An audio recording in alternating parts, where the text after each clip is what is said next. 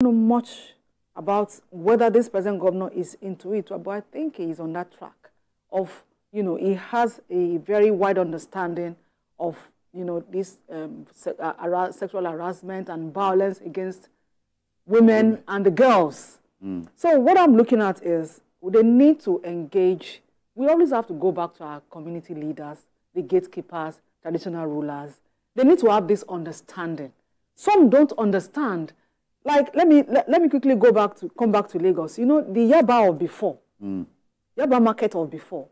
If you are very unfortunate to be in some places at a particular time of the day at Yaba market, you could be harassed. Yes, and when you cry out or you try to fight back, even some women will tell you, "What you do? You just hold your hand." Not having that understanding that when a person tells you, "No, don't touch me," you do not touch that person. So there is need for a lot of advocacy on that because some people don't understand. Some men, like Chassis said, they don't understand that when a woman says, "Please, I'm not in the mood," it may not go down well with you. But you have to understand that she has said no, and that no should be no. And if you go contrary to that no, it is harassment. You have harassed her. About mine is the figures are alarming. You know, 159 cases of gender-based violence over the last 1 year. In Lagos, you couldn't do a thing like that and go scot-free. Okay. I know that Lagos is leading the For pack. me, that 159 is even, I don't believe that is... I think it's underreported. It's underreported. Yeah, conservative. Yes, because, you know, gradually we are coming out of the days of reticence. Now some women can come out and talk about it, you know, without being ashamed, and, you know, sometimes the community is not helping too.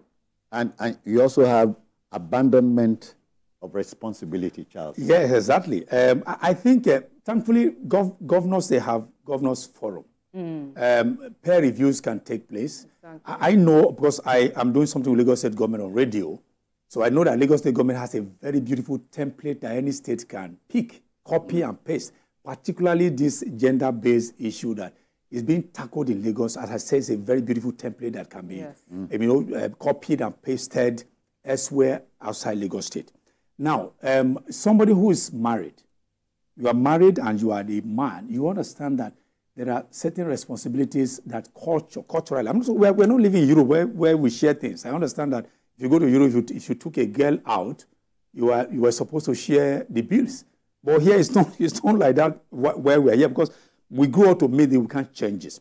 Once you are a man, you have responsibility towards your family, all right? Which is why we are saying that if your means cannot take 5 children, don't have 5 children. Because that very meager means cannot go around. If it is for 2 children, for instance, it will be able to take care of them so that you don't abandon your responsibility. Because what you find here is that you have 1 or 2 or 3 wives. Each of them, let's say, 3 children. If you have, that's about 9 children. And then what's your means of livelihood? Very meager. So when this one comes, we want this one. We are coming and putting burdens upon you. There's the chances that you will abdicate your responsibilities, which is part of what is being reported.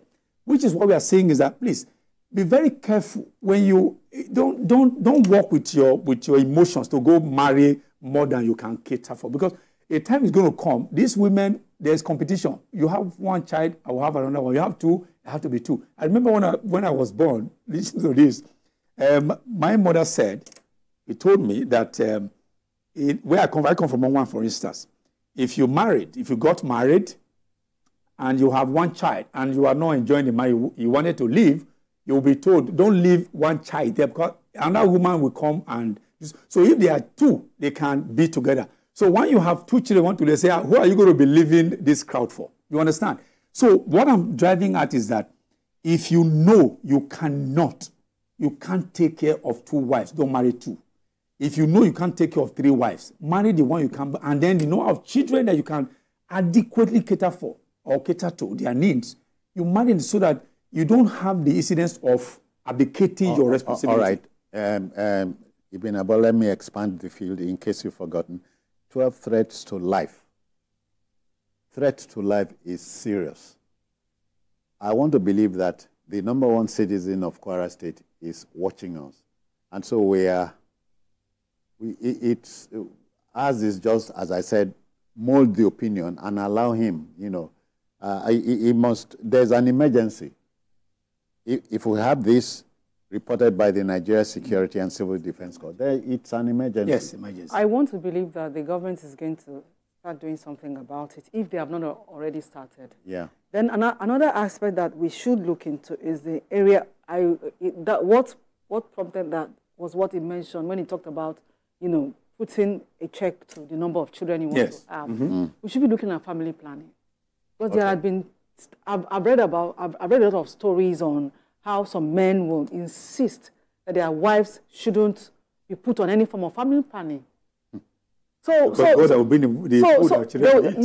and they'll tell you that, no, children are from God, so you cannot stop them from coming to the world. But do you have the capacity to take care of these children? All right, we must go to our last but not least story. It's also as important. We trust Kwara would do the needful. Thank you. You know, one stroke of nature would